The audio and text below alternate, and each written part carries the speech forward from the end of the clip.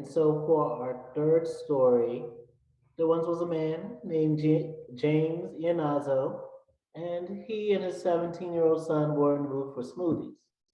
And unfortunately, some nuts got into the smoothie, and his son ended up, having to go to the hospital with anaphylactic shock. And he went back to the store, and you would think that he would just go, especially as a grown man, go and be like, look, who served my son this? I need the footage. I need to see what's good. We need to take this to court because my son's in the hospital. He's in danger. But it didn't play out that way. He got into a whole fight with the high schoolers who were working in the smoothie shop out in Connecticut.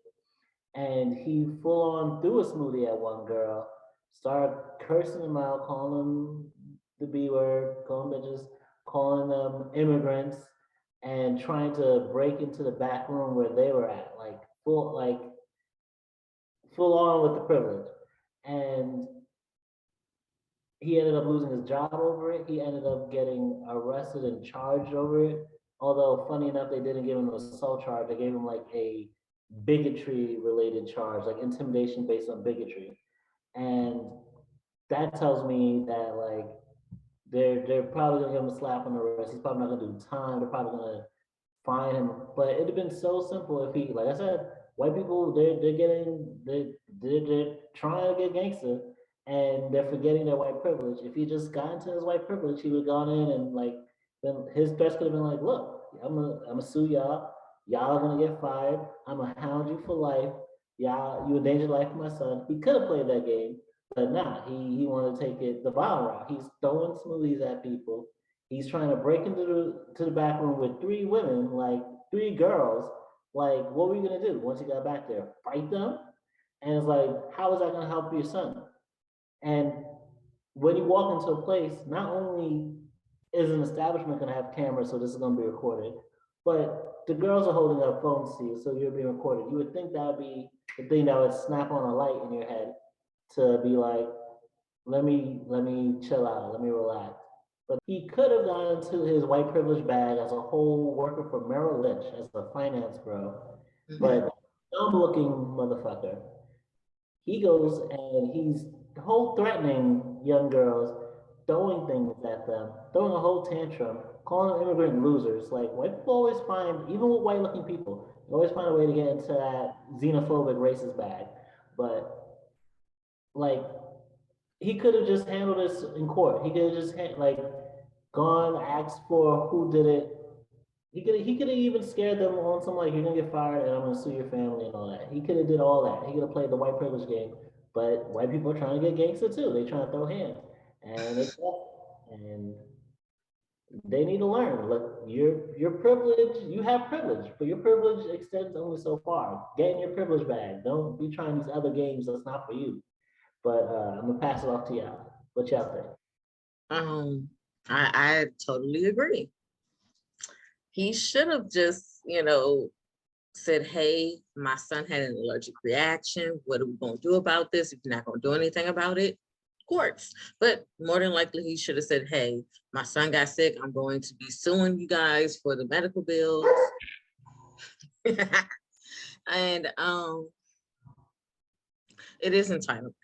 It is, especially like white male entitlement. Like that's all, man, toxic. It's real toxic. And it's just like, he felt, one, because of his race, two, because of his job, that's such a high earning and important job that he feels like he has that right to talk to anybody that way and to treat anybody that way. I mean, I can't even imagine how he treats his staff. Like, I'm pretty sure if they order the wrong latte mochaccino, he probably throws that shit in their face, or at least berates them, because he has no self-control. And I can understand being upset that your child is sick, but you do not ever call people out their names. You don't throw things on them. Like, he definitely does need to get an assault charge because you did throw stuff. And who knows, like the way that you're throwing something. Was it filled? Was that smoothie filled? It was. Like, if you throw something like that hard enough, you can hurt somebody. You can get something in their eye, and that shit could irritate their eyes. And now they suing you because you didn't fuck their eye up. Like, so people need to learn how to control their emotions, go into situations with a clear mind. That's why, like, when people make me upset sometimes, and it's like over the internet sometimes, not gonna say, situations, but I would always take a few days before I actually responded. And then I would respond to their face because I'm like, I want to make sure that what I say is concise and clear and you can understand this and I'm not offending you, even though, yeah, you may have offended me, but I'm not going to offend you. You feel me? Like, I'm going to come into this clear-headed and not like, like, I don't have to do that. Like, it's so stupid. And I'm glad that he's getting charged with a hate crime. He needs that because you don't call people immigrant losers. Like, sir, your last name is Iannazzo. Either your parents or your grandparents or your great grandparents came here on a boat, sir. So a lot of people need to check themselves and check their lineage before they start going around throwing immigrant around, because you could be talking about your damn ancestors who aren't that far removed. I'm done. Okay. I 100% agree. I think he should be charged. It's funny because I come from both sides. I've worked in that scenario too. And in their defense, I hate it sometimes when those particular customers come in because it's like, if you need all this stuff done, how about you just go to a store that's already prepared to do it that way? Yeah. Because, say for my instance, I was a manager at, I'm not gonna say what pizza place, but a pizza place. And most of them are the same to where we have a line and we have ingredients. So if you are allergic to pepperoni, technically by health code, once your pizza goes through the oven, any bacteria, any of that stuff will be destroyed. Now you will still get that customer that wants to be extra. Or I want you to put gloves on for mine because I don't eat pepperoni. I want you to make sure you wash your hands and do all this. Well, I'll say I am that customer. I don't ask for people to put gloves on, but I am allergic to pork. And it's not the bacteria that's causing the allergy. It's an enzyme in the meat. Right. Which, so, and yeah. sometimes and I get that, but sometimes I try to educate the customers that once it goes through the oven, whether I touch the pepperoni or not, it's gonna die. It's not gonna survive through the oven.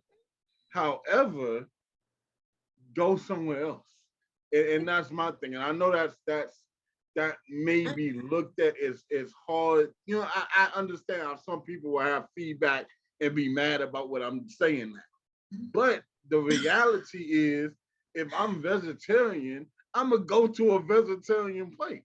I'm not gonna go to a place if I have the knowledge that they have everything there, and it's gonna be. I mean, we try our best when I was working there to keep everything separate, but because of the way we have it, and we're not geared towards that, it's gonna be almost impossible. It could be a pepperoni that's in the oven that happened to fall on it by accident when your piece was going through. You know what I'm saying? It's just go somewhere that their store is already adapt to handle with that situation. However, the guy is completely wrong. He didn't even need to go back into the store. He could have easily got the customer service number, called the customer service number. Hey, my son's in the hospital. You know, it happened to me with McDonald's. We didn't need to go back to the McDonald's and cuss them out. We had got we had got smoothie drinks. Luckily for me and my friend, we didn't swallow the piece, but the piece of the machine, I guess, cracked and got into both of our drinks. So I was drinking first and felt something, completely took it out of my mouth. Then my friend had the same thing. So we both at the same time was like, hold up a second, something ain't right. We poured the drinks out and literally, I mean, to all together, the piece was about this big. Unfortunately and fortunately, we didn't swallow it. So they, they kind of paid us off a little sum, what I'm saying, not necessarily to put on the chat, but, paid off a little something that I felt that should have been a lot more. Their excuse was, like I said, fortunately, we didn't end up swallowing it and having to go to the hospital.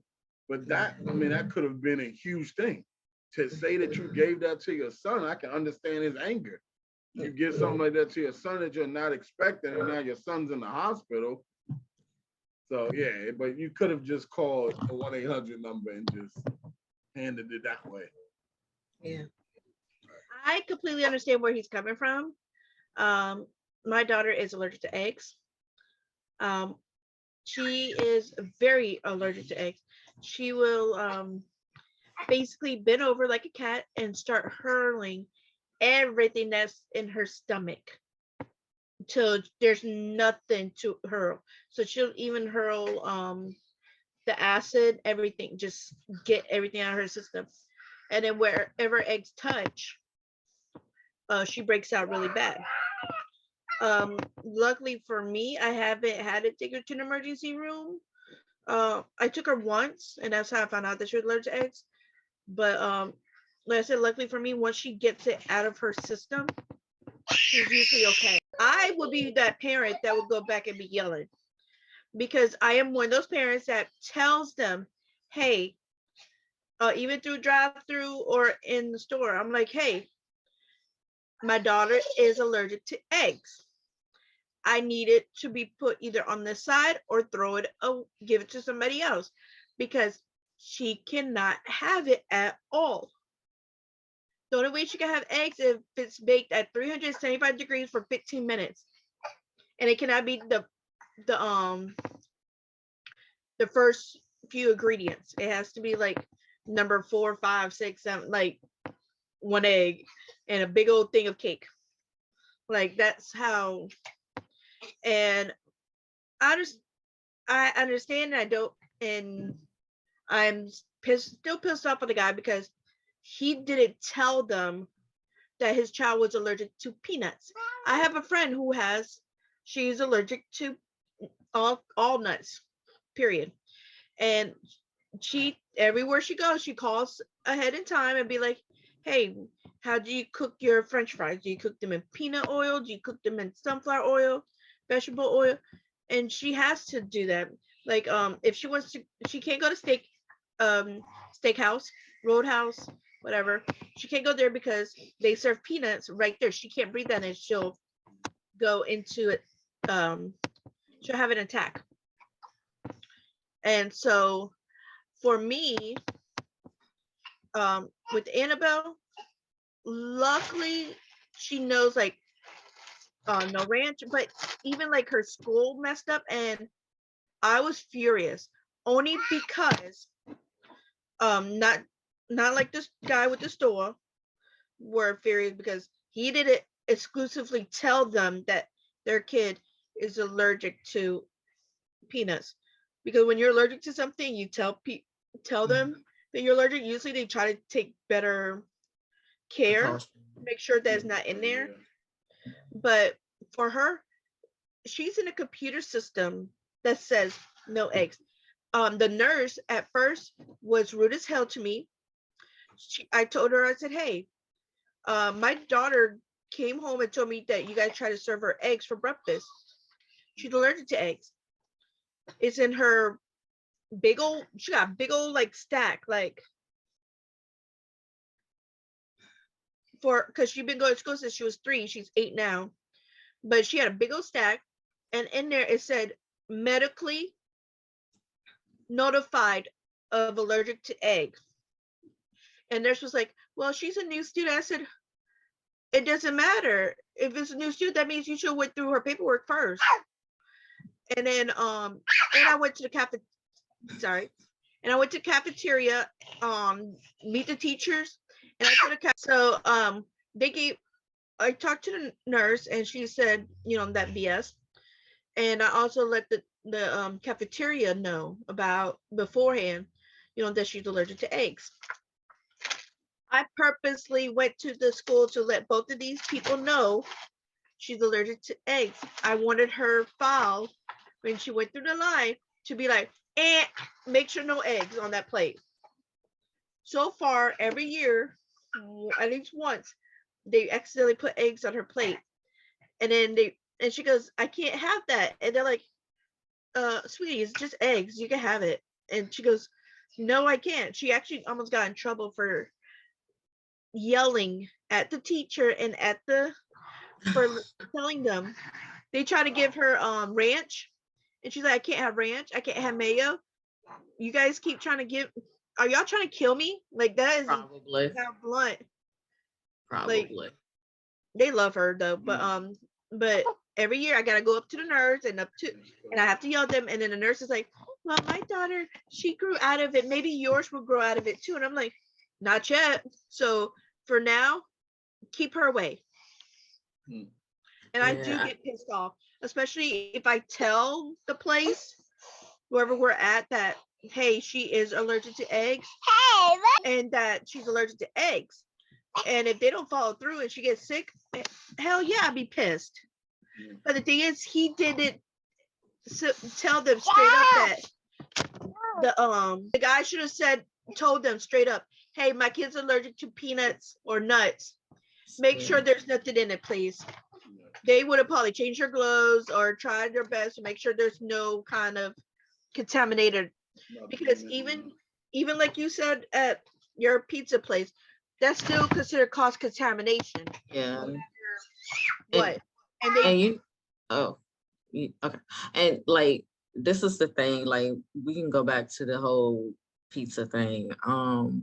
I know you probably think, oh, if a piece of pepperoni falls on the pizza, oh, it's fine. It's especially for someone like me who has, like, I go into anaphylactic shock. Like, my throat will, like, it's wild, because like I had gotten some egg drop soup from the carryout one time, and I was eating it, and I'm having a good old time, and then all of a sudden my throat just started hurting. I'm like, that's weird. I was like, damn, I must be getting sick. But then it started swelling. I was like, wait a minute. And then, like, the more I ate, the more it swelled up. And I was like, yo, I can't breathe now. And lo and behold, at the bottom of the fucking egg drop soup, a piece of pork. Oh, man. Had no clue. And like, people used to be like, oh, it's all in your head. No. That proves that it's not in my head. No, I'm literally allergic to pork. Like, and that's just a piece of pork flew into my soup. And please, so you just gotta be so careful when it comes to food, And I just want to say, please don't get me wrong to anybody who's watching or listening. Because no, it is a very, very serious thing. And I don't want my statement to be taken like, it's not serious, I don't care. Because when I came to my store, we did the best. But my statement is more for the other end. Those people who have those situations, I would, not in the business mindset, I would encourage them to go somewhere else, because that can happen, especially if it's a store that's not already proofed for that thing. Like you said, you found some drink in your soup. It can easily fall from the oven, and it can happen. But I would say too, I just want to put out there, especially on my heart, because I've worked in that environment, the way they handle it in the store also needs to be trained better too. Because you can't fight fire with fire. It's just gonna make hotter fire. If he had came in and they would immediately said, hey, we take ownership, we made your drink, we're sorry what happened, all right, here's the number. This is what you can go to better fix it. I always train people as a manager even if a customer's mad, if they're coming into your store to complain, it's because they're giving you a chance to fix it. And a lot of stuff like that may be able to fix at the base level before it has to become a big lawsuit. If you go there, you talk to them and say, hey, this happened, would like to fix it for you. I may be able to fix it at a base level as a manager and have the situation cool. Then just like they did, you fight anger with anger. Now it's pissing. Now in this situation, he goes to court, but he can still have the right to turn around and still do a major lawsuit. And we don't know how But big this he movie can't. I don't think he'll be able to because he did not inform them. Yeah. is. See, It true once you that he didn't inform them Yeah, and it they said it still on do it, there. then it's That he you didn't inform them. clearly were careless. You didn't, use precaution, but because he said nothing. That's why I said I can understand him, but at the same time, he didn't say nothing. I always say something. Yeah.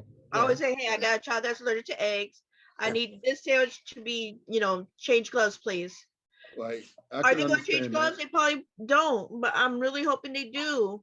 Right, But because she's not as allergic as, like you, Queen Pedii, then guess what? I'm not going to really know unless they purposely put a thin layer of egg and then shove it to her. And then But even throwing up is dangerous because she could choke on it though. Yeah, she could choke on it. So that's a dangerous thing for her. So especially if she's doing it like that, because you're not, it's just not, that's not good. And it also can mess with your esophagus too. quick story. So my daughter, she's very, very thin. Who's allergic to eggs. And for one way to boost her up, the genetics told us, give her some mayonnaise, eggs, noodles, the fattening stuff to fat her up. Well, I went to work and my husband, he listened to the doctor and tried to make her something. Food. He tried to make food. So what ended up happening was he mixed mayonnaise with noodles to fat her up. And he called me at work and he asked me, he goes, honey, please don't hate me. Please don't leave me. And I'm like, what the, I'm thinking, what did he do that's so bad? Did he cheat on me? Come on. Why am I going to leave him? He goes, I fed Annabelle mayonnaise. And I'm like, and? So I thought he was cheating on me or something. And then he said about mayonnaise. And I'm like, and he goes, mayonnaise is eggs. And I'm like, Yes. There's eggs and mayonnaise? He goes, it is mayonnaise. I was like, oh. I'm like, what did you do? Did you kill her? He goes, no, she just threw up everything out of her stomach. And then everywhere it touched, it looked like she got like bloody sunburnt. And it was like really bad. And I was like, oh my gosh, my poor baby. But yeah. He thought I was gonna leave him for that, but I mean, like, I know personally I'm great at customer service, I'm great at like de-escalating situations, but I also feel like if some, like for example, as a manager, I don't think if someone was coming at like my employee and like screaming at them, I'm gonna be mad at them. I get why companies do that, but that customer is always right bullshit is like it's almost like an excuse to just like wash your hands of the situation, even if your employee is like in an uncomfortable or unsafe situation. Like we saw this dude trying to break into the back with the girl, and yeah, sure, in a different reaction, they could have like not been yelling at him or just been recording and just taking it. But like, people shouldn't have to take it, especially if you're at your job. Like, I get like some people just like you see it all the time. People love to vent and they love to pull a power play and they know the manager's gonna take their side and try and keep their business. And it's just like often it just leads to you having a ruined day if you're fighting back with them. Well, like that's capitalism, and like you shouldn't have to take it most times. Sure, could being nice, heaping coals of kindness on their heads be better? Sure, but like you shouldn't have to be in a situation where like you gotta be the bigger person while someone is like yelling threats at you and everything like that. Yeah, I understand capitalism. Like sometimes it's better to just take the abuse, but you shouldn't have to take the abuse, especially like if someone's yelling threats at you. And like the thing said that he said no peanut butter, but he didn't specify like y'all were bringing up that there could be a whole deadly allergic allergy. And so like for him to get so mad and to not have specified that, like cross contamination happens, and like yeah, it's unfortunate, and like yeah, he should be entitled to something like if he handled it right, but he handled it completely the craziest way possible, and like I hope he gets like more than just a slap on the wrist because that's wild for you to be in charge of so much money and to treat people that are below you like that in such an entitlement thing and like to be willing like imagine seeing your children or your nieces or whoever like someone close to you just working their job and someone's throwing shit at them like trying to break into the back room to fight them like I bet you there's a bunch of grown-ass men back there he might be talking shit but he's gonna watch what he's doing like he Yeah. felt the power to like go to that level and it like yes it's your kid and yes his life is on the line but if you've hopefully got him there in hospital in time, they can take care of him. And let's It's say his fault. unfortunately passed He away. should have said something. It's his fault. He should have said something to them about it. I mean, it's kind of both their faults because they should have not put the peanut butter in there or whatever they put in there. But at the same time, he should have let them know like how dangerous it is. Yeah, how That way they could have serious. gave him a special cup or something that that way if they did accidentally put peanut butter in it, they could give that to another customer and then just make sure they made his 100%. And why wouldn't he test it first? My thing is, if I'm a father and I know my son has that bad of an accent, I'm gonna taste it first Yeah. before I give it to my son. I'm just maybe that's See, the I common watch. I sense. usually will watch. Like if Yeah. like for my friend says she's allergic to peanuts, I stand right next to her watching them make it just in case she blinks and they accidentally rub it with peanuts or something. Like Right. and she's so scared about um being allergic to nuts because she doesn't know like every nut that she's allergic to. So like she got some coconut whiskey and she's like, I would love to try this, but I'm scared. It's not worth me going to the emergency room. And I was like, girl, I'll take that off your head. It's like I love coconut. Horrible. Horrible. Like I told James like if we move to Maryland or we move to Arizona, wherever we go to, that if it's just me, him, and the kids, I would try to, peanut proof my house as much as I can. I would have one cabinet that's like definitely enclosed with her face with the big old do not enter sign. So she knows that's where we keep everything peanut butter in. And I would clean my house, especially my kitchen really well, just to make sure that that doesn't happen to her. But like I said, at the end of the day, if your child is that allergic to anything, you need to speak that. Be like, hey, my child is allergic to XYZ, so he cannot have XYZ in his shake. Or call and be like, hey, do you guys accidentally contaminate, or do you guys change gloves if somebody's allergic to stuff? Do your research. Third, parents, I know how hard it is to try not to beat the crap out of somebody when they do accidentally mess up. But at the end of the day, if you don't tell them, that's on you. Yeah. That is not on them. If you don't say, hey, my kid's allergic to cheese, but you order a cheeseburger, guess what they're gonna do? They're gonna put their slice of cheese on it because it's a cheeseburger. And you just say no cheese. Or if you like, I have to think about like what's in stuff. So I have to go, like Wendy's, they like to put mayonnaise on the burger. So I have to go, does this burger have mayonnaise? Okay, no mayonnaise on it, please. Can you please make sure y'all change your gloves? Because my daughter's allergic to mayonnaise. Because if I say eggs, they don't understand. But I have to go, if she's allergic to mayonnaise, They it has should eggs. though. That should be in the training manual, to be honest. But it's the training manual is probably this small when it comes to allergies, because there's so many allergies in this world, and that is one of those. Well, you might meet like 3 people out of 25 or 50, 100 in one day, so it's not really meaningful unless you have a really good manager. If you have a good manager, then he will properly tell you, or he might even go, you know what, don't do this order, I got it, I'll make this sandwich. That's what I would do. But there's not enough people like that anymore. People are trying to hurry up and make that buck and move it on.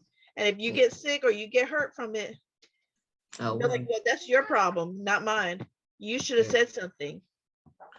Well, I'll say this. I'm gonna go back to what he was saying about how these retail workers or workers, period, shouldn't even have to take this abuse, period, because like I used to work in retail all the time. I'm gonna just kind of put a few bitty bits. And I used to work at Kmart, and there was a guy that came in during Christmas, the Christmas rush, and he bought a shirt. I was really nice to him. He was really nice to me. He goes out, he comes back in, and he's like, this shirt doesn't fit, and I need you to give me a refund. I said, sir, I can't give you the refund. You have to actually go into this line, because so many people were getting refunds and stuff that the cashiers couldn't do it. So you had to go to customer service. And he actually started getting in my face, and like my favorite security guard, William, I didn't even see him, but all I know is I blinked and he was already in front of us. And he was like, sir, you got to get back. Like, because he was this close to my face yelling at me because I couldn't do a refund for him. Like, he was getting ready to like hurt me. And if that security guard hadn't been watching me, I would have got hurt by this man. And I remember being at Trader Joe's. I had a couple of times that men have come in there, and one man, he grabbed my hand like this and threw my hand. And like, it's just like so much that we have to go through just to make you happy, you know, and that's not fair. And minerals for me. But I was just like, my manager, he stood there and watched it. He watched it. And I said, what are you going to do about that? He put his hands on me. He's like, I can't do anything. I'm like, what the fuck are you here for? Like, I don't understand what you're here for. Number one, you're a man. Yeah, that definitely the money. Like, you're a man and you want to watch another man put his hands on a woman for no reason, sir. Like, that's not cool. And he did something else to me. The same man got in my line again and did something else to me. And it was just like, don't let this man come in my line no more.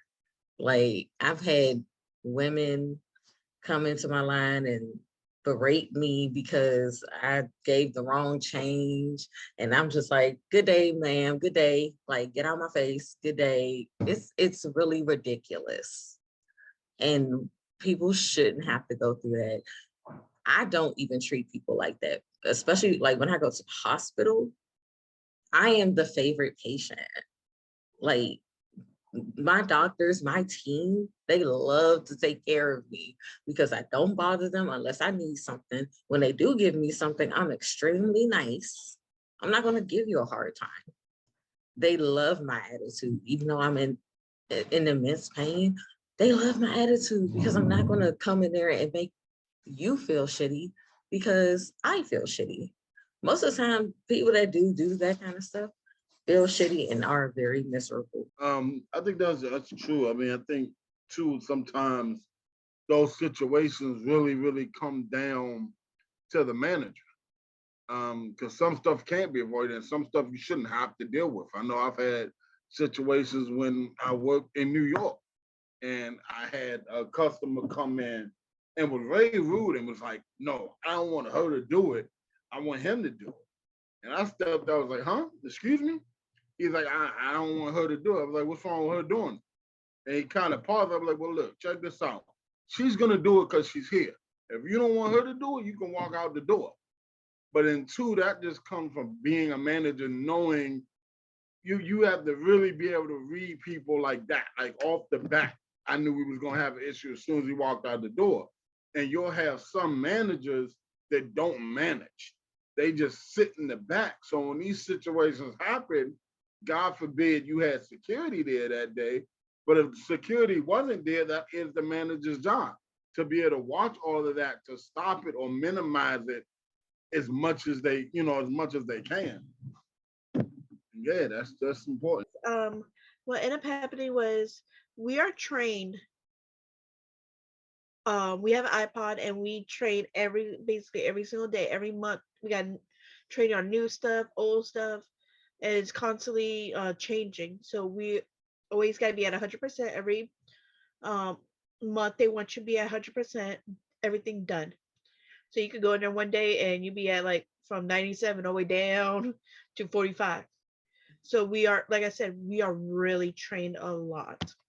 So this one lady, she came in for her foundation, and of course I matched her perfectly because it's my job.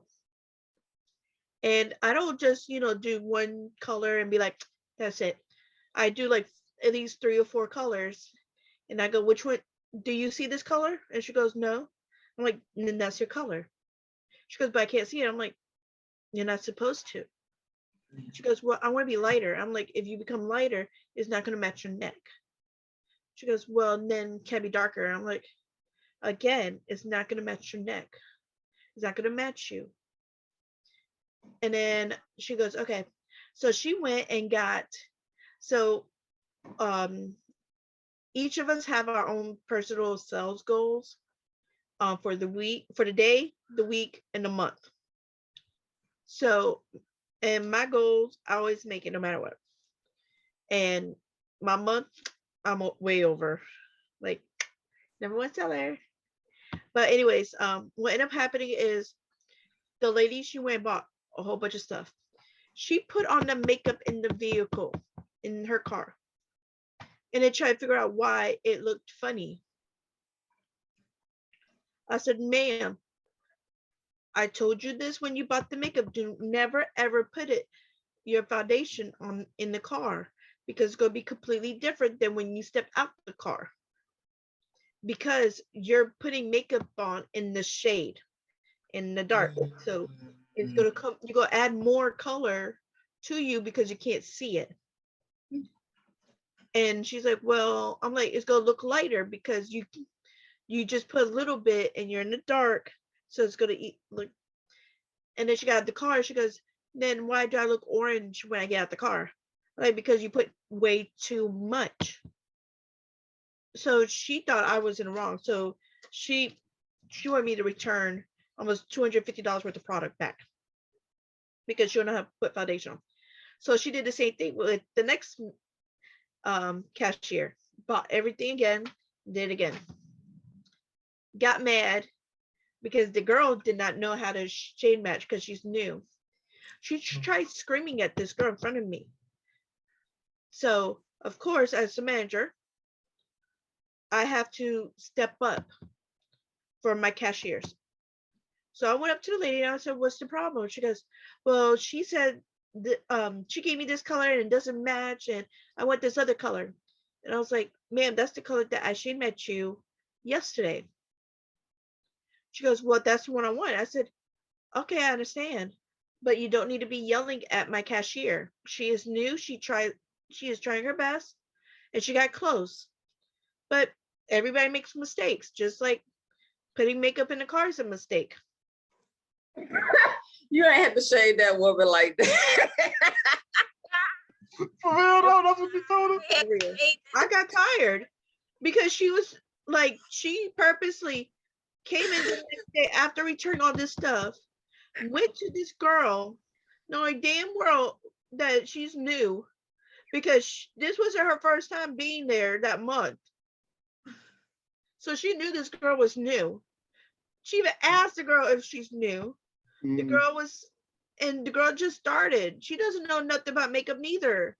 And she's, she really excited that she got a new job, a new start in life, and she was going through things. And this was her first real new job, her first step. And for that lady to not know who she is or what's happening in her life, and to act like a total bitch to her, that was uncalled for. I don't care how bad miserable of a day you had. You don't have to do that to somebody new. Now, if she came to me and she said all that crap to me, I'd be like, okay, you know what? Let's sit you down. Let's talk about it. Because some people, they just come into makeup places just to have somebody to talk to, like a therapist. While they get their makeup done and they buy makeup, there's shopping therapy. Yeah. So some people, they just miserable. All right, you guys, let's take another break. Yes. So my topic was pretty much entrepreneurship and getting your family support. It's a subject that ain't talked about much, but I think it's an important subject, especially for young entrepreneurs and entrepreneurs in general. I feel like the hardest thing is getting your family support. Whether it be a lot of family members think that because they're family members, we should get it for free, you know what I'm saying? Or they expecting a discount. Overall, just the respect thing. I'm an entrepreneur myself, have dealt with a couple businesses now, have owned a couple companies now. And it just, that is the hardest thing, is to get your family approval and more just your family respect. You know what I'm saying? And I find that sometimes it's just that family member and how they view it. It doesn't matter if you got the website, the cash app in the business name. Like sometimes it don't even really matter how proper you come. They still treat you a certain way because they're family. You would think that it would be different, and because they're family, they might even want to give you more. But I run into that a lot. Sometimes I run into it just personal with I don't call it disrespect, but the not respecting you and not respecting what you do as a business. And always either like trying to downplay it, or they like you looking at it more like, oh yeah, it's just my cousin, he do it.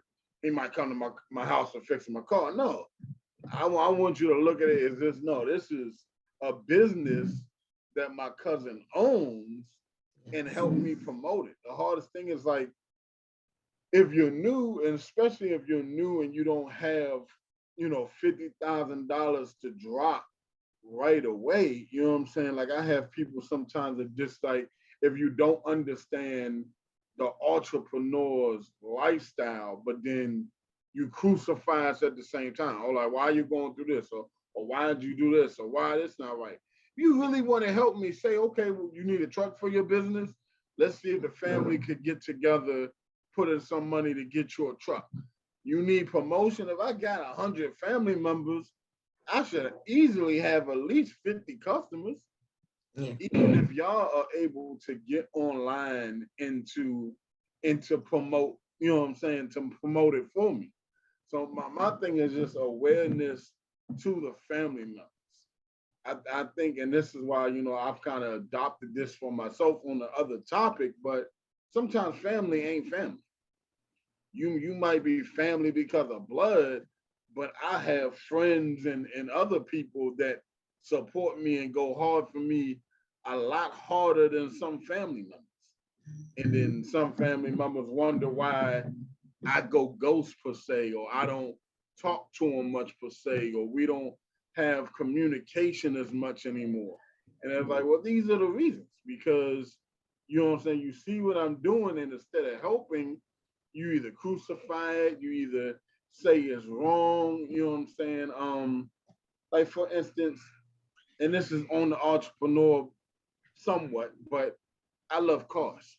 So I got an old car that broke down on me, and certain parts of my family just don't, they'll come with the negativity because they don't understand that that's my lifestyle, and that for me, that's the better option. For you, you may not see it because that's not your lifestyle. And don't think because I'm into this, I haven't thought about getting a new car. How about build the relationship with me, understand the culture I'm in, then you'll be able to reach more how to get to me, how to talk to me, then we can have a real life conversation. My friend knows that. So he can get on the joint, like, all right, well, look, here's the options of how to fix it. You can do it this way, or this way. As that conversation progresses, he can eventually come out and say, well, have you thought about getting something new? But it's the conversation and the relationship that builds to that than just being negative. Oh, why are you putting more money into that? It just seems like sometimes there's a bridge of getting the respect from the family so that we can grow. And it's like you got these huge families, everybody in it should be doing good. Mhm. I'm pretty sure I'm not the only mechanic in my family. Yeah.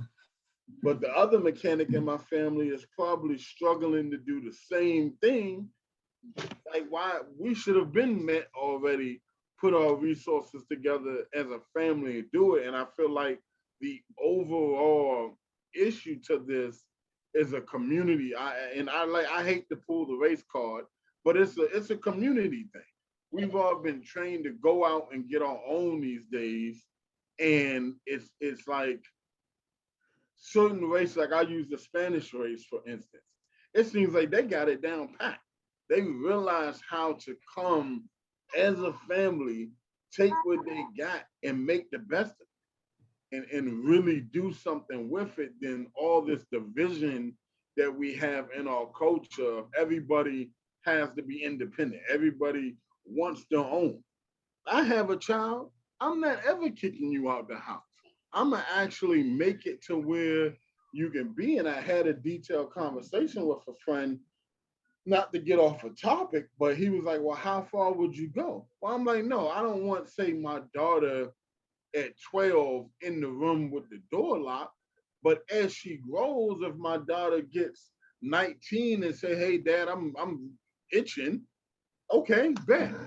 Let me meet the guy.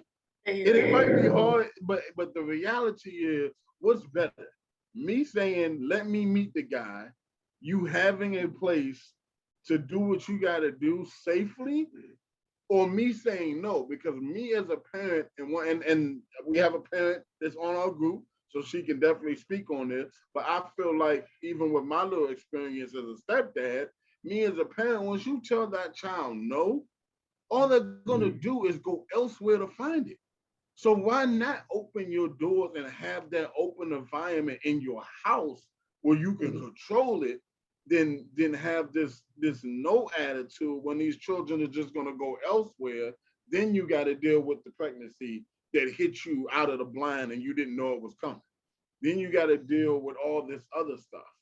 And I think overall, still on topic, that's the issue. Like the culture has divided all of us apart than bringing us together as families. So I'll say this. My parents, they came from the 50s and 60s, and they will tell you that everybody supported everyone when it came to like Black families and stuff like that. Like there was no, oh, so and so is a mechanic, but I'm not gonna go to him. No, they're like, okay, let me call cousin so and so, and he can come and fix this car, and we're gonna pay him. And now, you're right, the culture has changed. We are now more assimilated to feel like it's a dog eat dog world. We have to be selfish. It has to be all or nothing. Yeah. And a lot of people, sometimes when they haven't gotten kind of far, they want to keep people from, you know, progressing. I will say that when I was working at a particular medical office, everything was fine. Up until the moment I made it known that I knew more than the person that was training me. After that, it became, I don't like you, and I'm going to do what I can in order to get you out of here. And that's exactly what that person did. They ended up getting me fired for no reason. And it's like we're crabs in a barrel now. It's like, if I see you climbing to the top and you can possibly take my job, now it's Do you think that now it's like I have to bring you down. I have to stop you because I can't lose what I have. And I wasn't even going for that person's job. Wasn't interested in that person's job. You're just supposed to be training me. But I made it known that I knew about a medical issue because this person was misinforming about a medical issue with a patient. And I said, no, there is a way to save this patient. And she just looked at me like, because when the doctor came in, the doctor said the exact same thing I said. And I was like, and she just was like, I was just like, oh, this ain't gonna be good. But yeah, it's like we're definitely crabs in a barrel. We don't want to see each other shine. But me, I love to see my friends and family shine. If you go on my page on Facebook, you will see nothing but me sharing all the things that my friends and family are doing because I want to make sure that they succeed as well. You know, and even if they don't do it for me, I know I did it for them. And I'm not doing it for them to do it for me. You know, I'm doing it because I genuinely just want people to see what they're doing. And if they like it, go ahead and buy it. I mean, I wrote a book and I can count like maybe 6 people shared it, 6 or 7 people maybe shared it out of all the people that were like excited about it once the book actually came out. And I was just like, oh, wow. Okay. But it's okay. Yeah. I just have gotten to the point where I'm like, look, not everybody is going to share your stuff, whether they're family or friends. They're not going to purchase if they don't want to. If they want to, they will. They're not obligated. They're not, to be honest, they're not. But it would feel nice if they would be able to trust you enough to actually give you that, you know, that help. Because like while I was doing fundraising, and I'm still kind of doing fundraising, I asked my mom, hey mom, can you send your link, send my link out to your friends in quilting? I really would like to hit my goal for this fundraiser. She says, no, I'm not gonna do it. And I'm like, why? Like, it's not just wine, it's actually different things on this site. And she's like, oh, they don't do that. And every time I would say, hey, I want to, you know, send a link to this person, she's like, oh, they don't do that. And then I would talk to that person. They're like, oh, yeah, I do. I drink wine. And I'm like, you just didn't want me to succeed with this. Right. And it's okay. It's okay. You know, and that's my thing. Sometimes I've realized this with my experiences. If you don't like it and you love me, I'd rather you just tell me that. Just come out and say, have that conversation with me. I do music, I do poetry and rap. If you're my family member, and this goes to anybody that watch, I'm keeping it real in 2022. But if you're my family member and you think I suck, have that conversation with me. Don't smile in my face. Don't be cool. Don't be acting shady. If that's how you feel, because see, my thing is criticism is the best, is the best. That's just gonna make me stronger. But the one thing I don't want to do is be out here looking like a fool. And I had family members that could have simply had a conversation with me. And then if that conversation led me to sit down and be like, okay, well, maybe I want to do this a other way, or come at my approach, the way I handle a situation a lot better, you know what I'm saying? I can do that. You know what I'm saying? But if I'm not aware or not told of a particular situation, it's nothing. I can't fix it. I can't do anything about it. So for me, so say that I read from a book one time. I can't remember where I read it at or who said it, but they always say you have two families, one you're born with and one that you choose. Yep. And that always stuck with me very, very hard because my born family, I love them to death. They drive me crazy.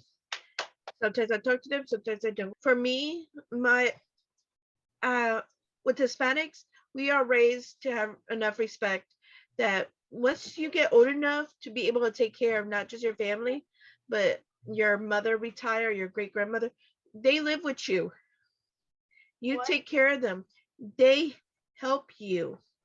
So it's a symbolic union that you have. So it's not just, oh, I'm on my own. That's it. I don't know where that started for the Black community. I don't know if it's from like maybe rap music or any kind of music where you guys like started more about me versus us or we work Like together. I said, probably like it had nothing to do with the 80s. I mean, not 80s word. It had nothing to do with rap music. It was more of it once it was more of an assimilation in the culture of America, period. Oh, because I know like some of the families that I know down south, especially with some black families that not in the big cities, but they're more in the country. They're still really tight knit. Like my family in Delaware, my stepfather, my dad, he has family up there. My grandmother, when we went to visit her for New Year's Day, I think it was me that busted her water pipes. But she knew who to call. She's like, okay. She didn't panic. She shut off the water main. She goes, I'm gonna have to go to Lowe's with Uncle what's blah blah blah. And I'm like, Grandma, I'm gonna have to move up here so I can have people who can help me fix my house when time comes. And of course, my uncle, he was like, what do you think it is? Okay, come on, you gotta drive me. Let's go to your house. Let's check it out. Within 2 hours, fixed it. Yeah. That was, and it was the main pipe to the bathroom shower head. That's why I said I think I broke it. But like I said, she did it. No, because she had. What were you doing to that shower? No, it's that, girl, what were you doing? She had 2 showers going on. So we had 2 showers going on, and normally at the same time. Okay. I wasn't doing anything about the shower. I just took a quick shower. I hopped in. Was it real quick? It was a quickie. Well. Ooh, child. Okay, let's stop. But no, but I get what you're saying. But like I said, my Aunt Kathy, who is now with the Angels, she like when I needed help with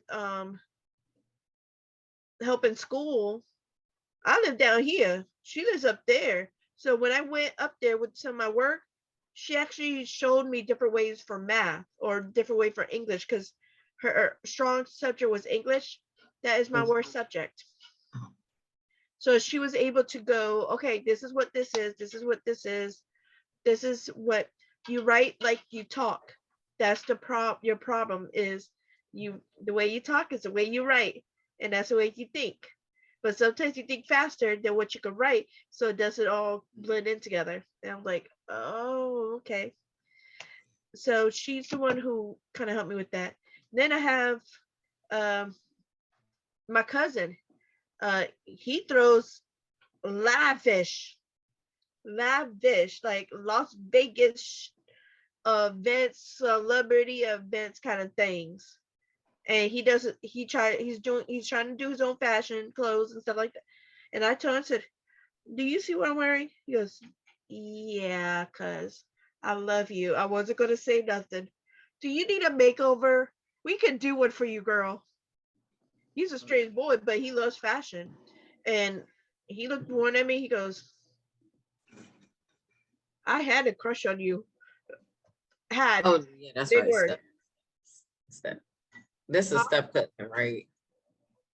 Yeah, we're not really by blood. Yeah. I was like, no, but when I said like, I was like, wait a minute. me because I was one of his first cousins. His the first chica. So he's like, and it's not more like as a crush as in like, ooh, I want to date you, I want to tap. It was more of like respect, kind of like you took care of me because I was around before he was even born. Gotcha. And I was like one of the first few people to hold him and make sure. And then every year I came up there, I always, we always hanged out. So, and then till we got a little bit older where we didn't see each other as often. And then, I ended up having kids and all that. So I wasn't able to visit as much as I would want to. But like I said, I could call him right now and be like, hey, can you throw me a birthday party for me, myself, and I? And he'd be like, what's your favorite colors? Do you want balloons? Do you want this? What kind of food? Yeah, like he would go all out. And I'm like, I love you, my cousin. I love you so much. I got an aunt that all she does is lend people her house for parties. She's like, do not break anything. Do not get nothing on my couches or my floors. You see this carpet, better stay like that. That's why there's a plastic run. Your kids can sit on the plastic or on the table. No food anywhere else. Do you understand? Yes, auntie. Good. Now here's all the damn food that covers up the table that your kid's supposed to eat at. So that's the kind of like, that's why when you guys said that a lot of y'all separated, I'm like, is it because it's city and you guys are used to fighting to get the bone, or because like I said, for the country over in Delaware, at least where I know, they help each other out. Even like if you go to jail, they try to get your bond money faster than quick together, unless you're in real trouble, and then they the money that should be going to bonds is going to go to your lawyer. But everybody, pitch it in. But it seems like nowadays, like if you live in a city, it's like, do we really want to give our money to him? Like for me, like if I see a homeless person, I don't care what color, but if I see a homeless person, I don't give them cash, but I usually carry food because my kids. So I always go, hey, I don't carry money, but I do have a couple of foods. Would you like them? Because if not, I'll meet you at McDonald's. You can walk to Taco Bell here across the street. I'll meet you at Taco Bell and I'll order you something to eat. We'll walk in together, but I'm not going to, give you cash or cards or anything like that, because that's just not who I am. So, but like you were saying, Glenn, yes, Hispanics, we are very, very big. It's in our blood. It's in our genes to take care of each other. We feel like we're one big village. And even like, it doesn't matter which Hispanic race. So it could be Puerto Rican, Mexican. We all got kind of built-in communities. Like no matter where you go, you stay with your people, you find your people, you stay, you grow, your kids, like my son, my friend, because I told my friend, like, she's like, oh, I can't wait for so to pass so I can finally, go. And I'm like, girl, this is the best time because she's gonna have stories to tell you. She could be here to be that adult in the house that may not be she can't really do nothing, but she's still an adult. And if you gotta run to the store real quick, she's there. But and like I told her, I'm like, you're gonna miss it. You're gonna miss it so bad. Like, I miss my grandma every day. Like, she's still around. She lives in Puerto Rico. But if I could, I would have her right here next to me, or I'd be down there with her with the kids. But she got a small apartment, and I love her to death, but we can't survive after 6 months together. So we're too alike. Right. And it's just me and her, and then we got no buffer. And we're in a small apartment, 2 bedroom, 1 bath, and we kind of collide. Right. But we know that at the end of the day, we love each other. And my grandma always said that no matter what, before you go to bed, you pray for your enemies and forgive the people, your family, and your friends. Because the worst thing to do is go to bed mad. It's not worth it. You never know if you're gonna wake up. So don't go to bed mad. For me, I do kind of on some level understand like the Black family history of kind of being very like stingy with who they're going to support, especially like after a history of like race riots and successful Black towns being burned down and Black people being denied certain economic opportunities.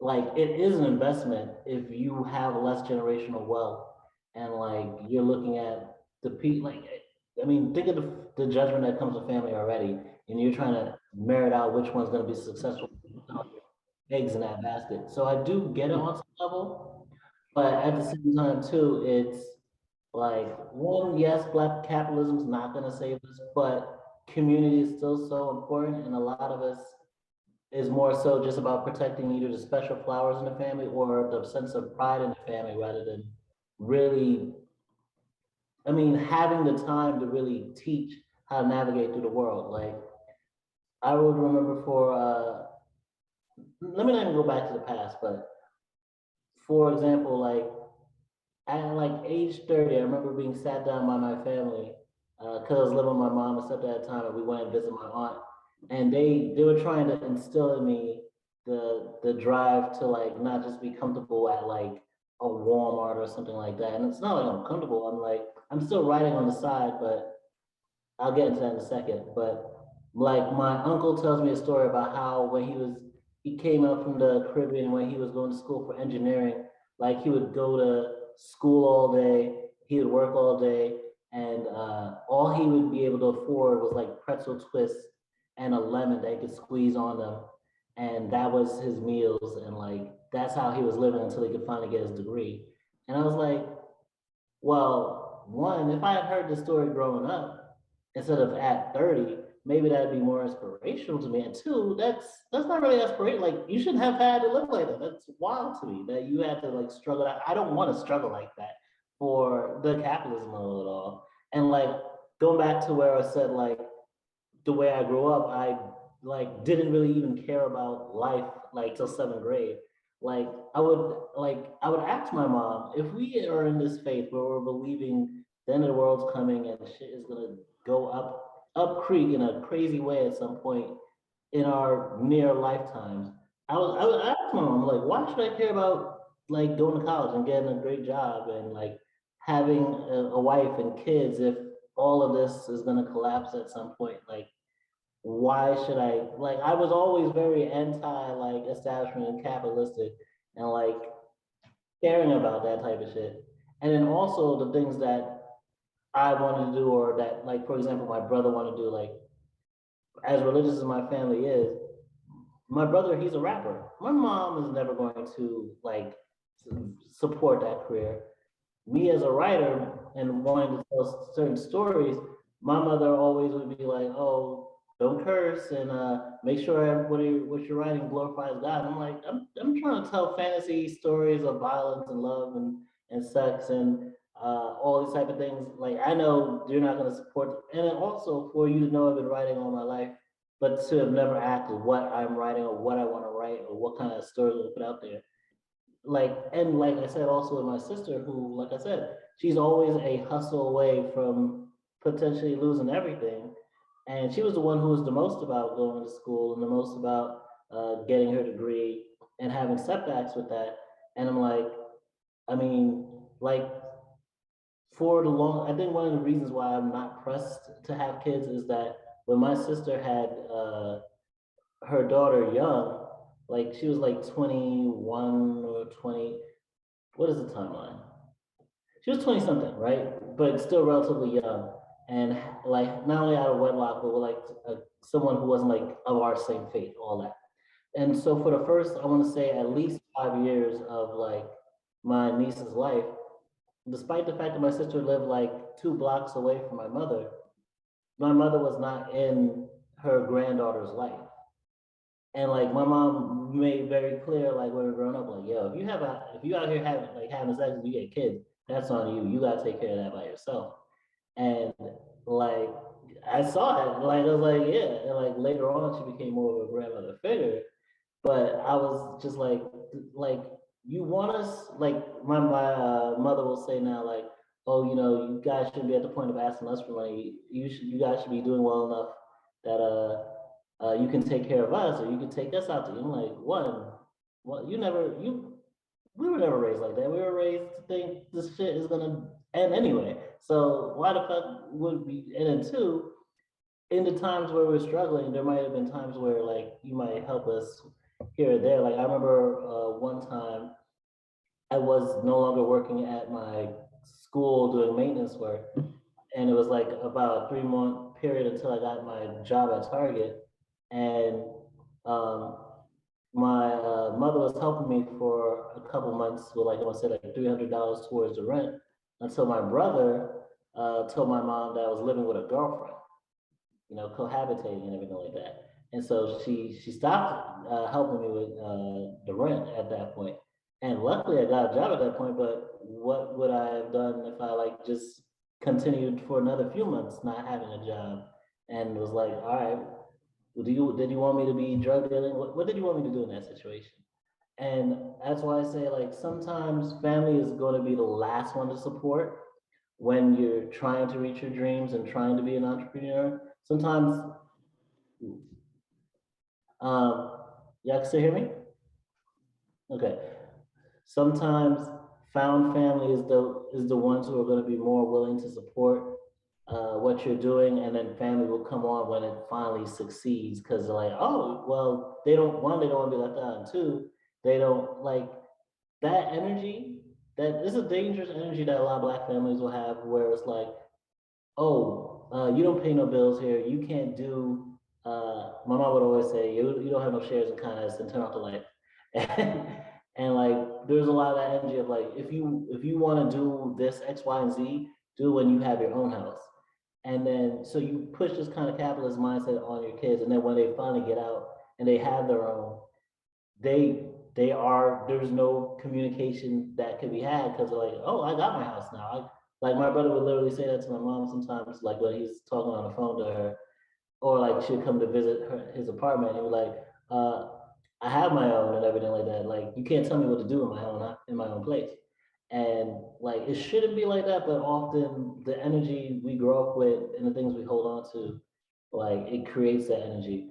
And like at the same time too, like when my sister and my brother were living together, he at the time wasn't like, he was like behind on the rent and not like helping with like side things like groceries. And it's like I feel for my sister, and like also like had that distance from my brother too, where I was like, yeah, I mean, I wish I could be more part of that situation, but I know it also go south. And you should be in a situation where family are the people that you could look after. But like sometimes you see certain energies that you've grown up with, and you're just like, I can't be in a place to risk my ship hitching it to your wagon. And so sometimes it's that, like they say, it's not that blood that's is thicker than water, it's the blood of the covenant is thicker than the water of the womb, where so that found family sometimes is the ones that take you to another levels and evolve you and are there to support you in ways family won't until like they see that it's secure and successful.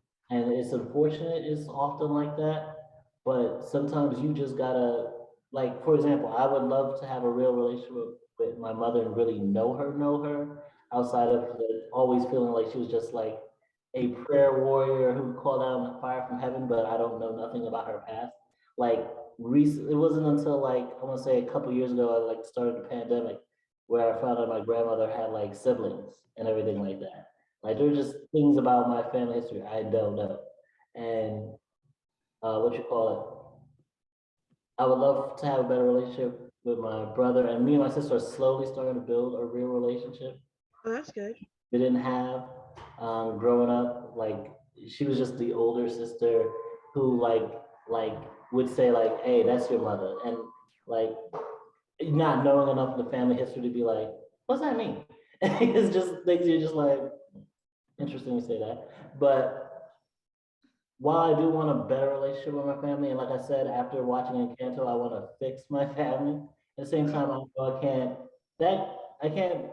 That's something that will come with time. That's not. That can't be my focus right now. My focus has to be building the life I want, improving my life, and improving my mental and what I'm able to do, growing my found family, and then when the time comes, I can finally reconnect with my family on better terms, where like I can be a positive influence and connection and help point out things that they might be So overlooked. do you believe in when people say that you should just nip in the bud and just try to reconnect before because life is too short and you never know what's going to happen?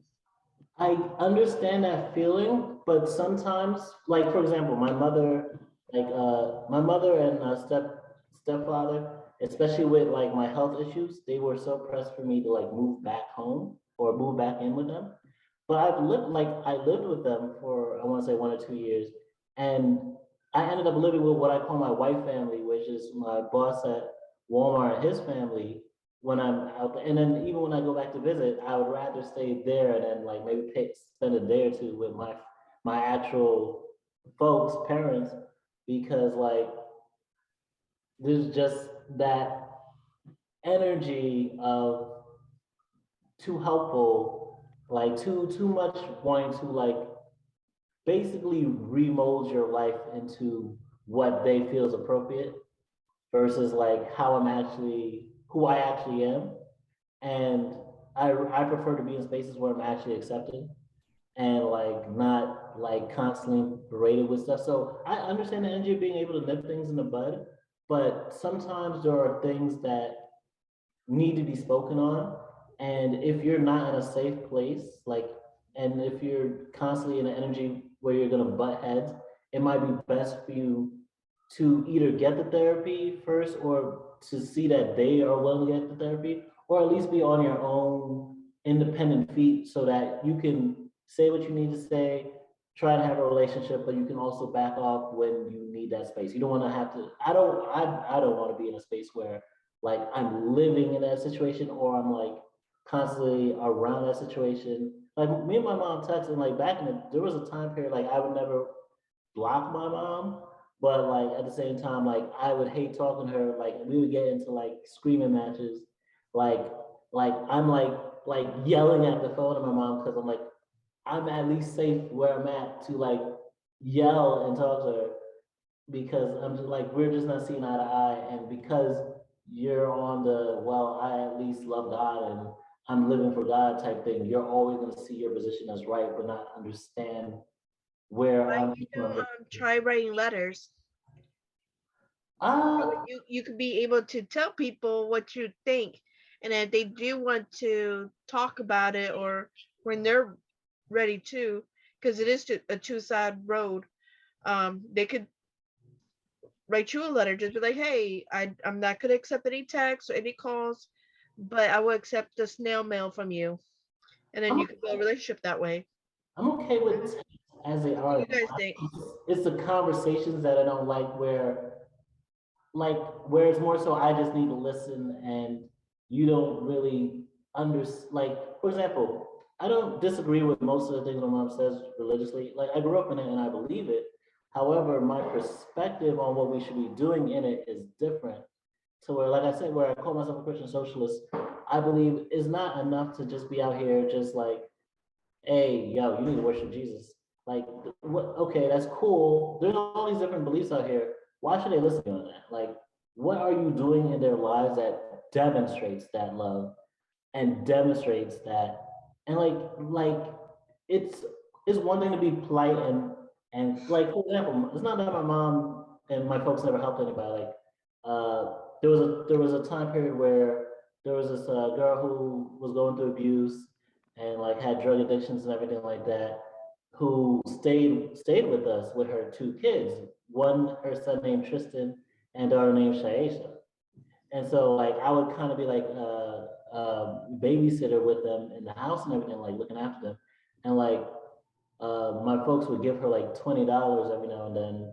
It's like, hold on, and I'm like, $20. Like I would like me working, I would also give the money. And then also when I was living there, like I didn't at first didn't have to pay bills. And I was like, well, to build my credit, why don't I give you guys some money and you can put my name on a bill so to help me build credit. They didn't go for that first. And then like they wanted that. They're like, oh, just give us the money. Like, so like you're not gonna do the thing I said, but you still want the money, even though before I didn't have to pay money. But I'm like, all right. And then when so there's a lot of things that ultimately, like, it's not that I don't, especially like, for example, my stepdad, he had a son who was like a good friend of my brother's who died in gang violence. So I understand how, like, he was already strict. Both of my folks are strict. And I can understand how those type of experiences would make you even more strict. And like what my mom fled, left behind, and forged a whole life with kids, however whatever details are there that I don't know. Like, I understand where the strictness comes from, and I understand where the adherence to faith and everything. I understand all that. It's just the parts where we don't see eye to eye, and like where it's kind of just talking over and like not being able to relate to where I'm coming from. It's like, listen, your worldview is your worldview. I get it, but that's why sometimes I need my space. That's sometimes why I need my distance. And sometimes you have to recognize where there's room for you to improve relationships with your family, but you also have to recognize where sometimes that found family is the stronger center of support and where your family is just the thing that you want to help improve, but not the thing that's your responsibility. Okay, so let's take a break and we'll be back with the last portion of our show. All right, you guys, it is that awesome time again where we do those promotions and make sure, everybody knows what we're doing. So the first thing I want to promote is the Boxes of Love from the Send Senior Citizens Love.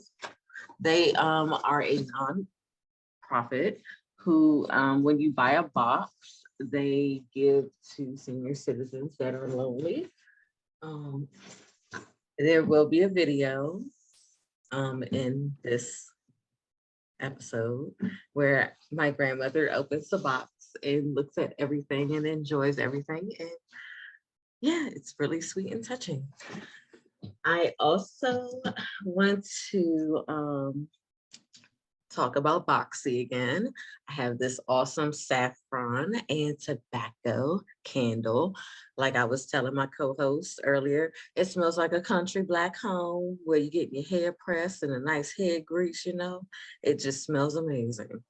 So go in my link in the description. There will be the link for the coupon code for $10 off for your box. So you guys can get this or any other decoration box. And this stuff is so totally worth it. I want to promote my book on Amazon, A Puppy Journey, Rampet's World. It's for Kindle, and you can download it. I want to promote my blog, Queen Pedii Writes. And that is all. Okay, so for me, the biggest thing that I want to promote today is not Beachbody, even though it's amazing. So always promote that. Great exercise, especially if you want to get fit. I will be your coach and I'll be able to help you guys out on that. And then the main thing that I want to promote today is the Polar Plunge. So it's a kind of like a fundraiser in the state of Virginia. There's one in Richmond and a couple other cities, but the one down here in Virginia Beach is February 4th through the 5th. So basically what you do is you sign up either by yourself or in groups. The more money you raise, the more swag you get. So the more money or the more swag you get. So basically what you do, you go dress up, you and your friends dress up. It's kind of like a fundraiser for the Special Olympics here that we have. I believe other states have Special Olympics. So special needs kids or adults, they actually get to be part of this and have their own Olympics. So if you got like special needs or any kind of disability, that's for you guys. I 100% support it.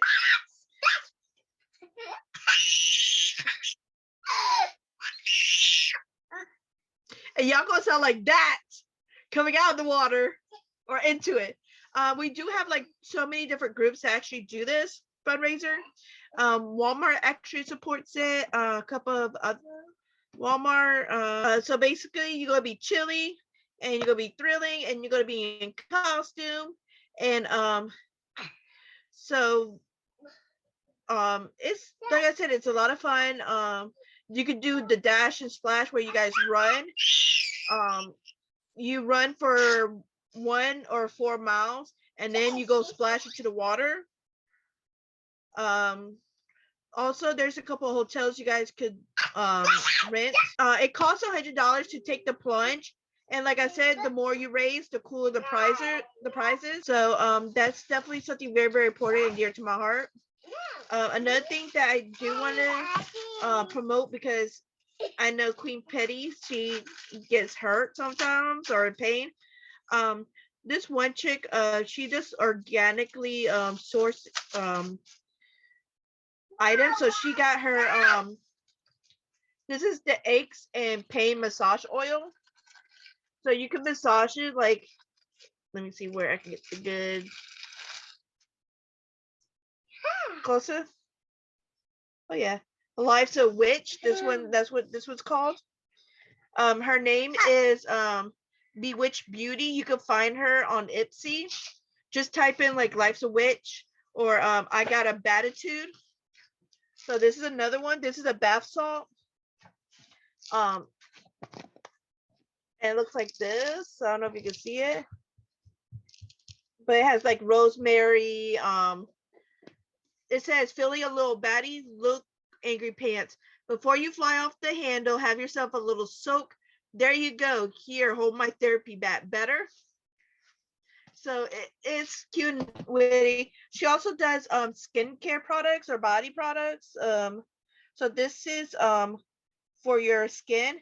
It has, like I said, it has organic virgin coconut oil, organic golden jojoba oil. It has organic rosemary Jojoba. oil. Jojoba. Jojoba? Jojoba. Jojoba oils. Yes. Sit. Jojoba oil, rosemary oil, sweet orange oil. So it has a lot of good stuff in it that's beneficial. Like I said, just go on Ipsy, look up Life's a Witch or I Got a Batitude, and you can find it. This bottle has lasted me almost, let's see, I bought it back in September, and I still got a little bit left, and I use a lot, like my whole back, because I get pain in my back, and it actually really works really well. So I'm definitely gonna have to send you one, Queen Pedii, over there. That way you can try it. But like I said, it's one of my favorite things. She does not make me endorse but I like to promote it because I do believe in small businesses. And if something works, I'm going to promote it. So let's go. Your turn, Glenn. Was good, was good. So definitely promoting my visual and focus studios. You need photos. I know birthdays are coming up. You know, you want that birthday shot, want to look good and in front of the camera, hit us up, click, click, click.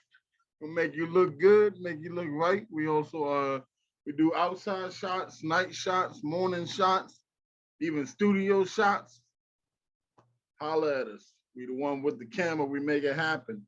Also, too, promoting me, myself as an artist, coming back with my poetry to hit the ears, make y'all minds go kaboom.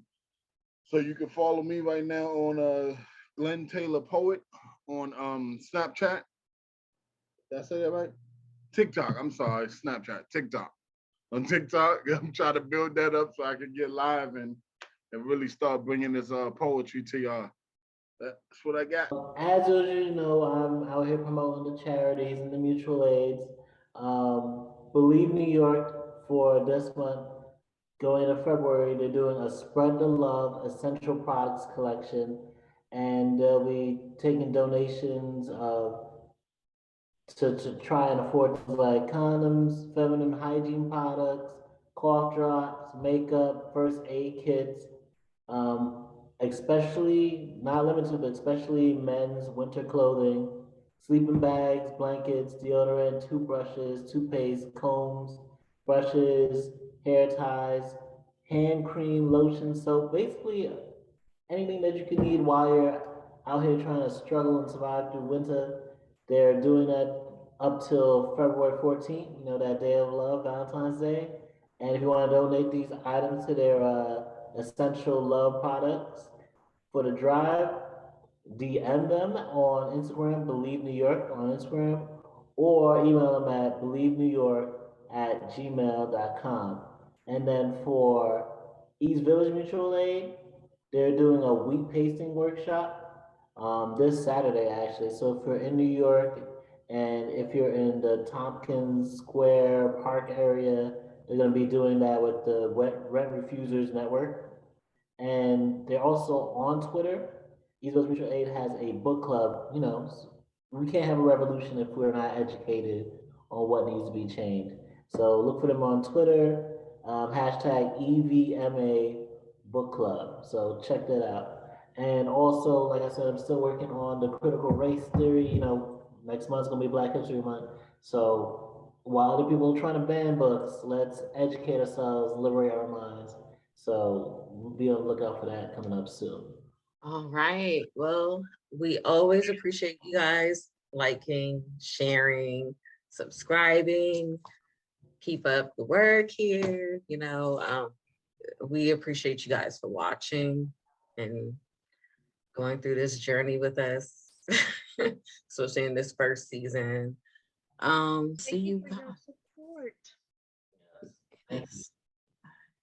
for all our ventures that we do, and for any fundraisers or products that we put out there. Thank you guys so much. I know all of us, we really appreciate it. I just want to let y'all know that I love you guys. And it really does mean the world to me knowing that you guys are listening, you're subscribing, liking, and even if you can't 100% like purchase anything that we promote, just putting the word out there is more important than anything else. So thank you guys. All right. Thank you guys for watching. Keep liking, subscribing, and sharing, and we will see you guys next week. This is not your normal discussion where we talk all about the hard topics uncensored.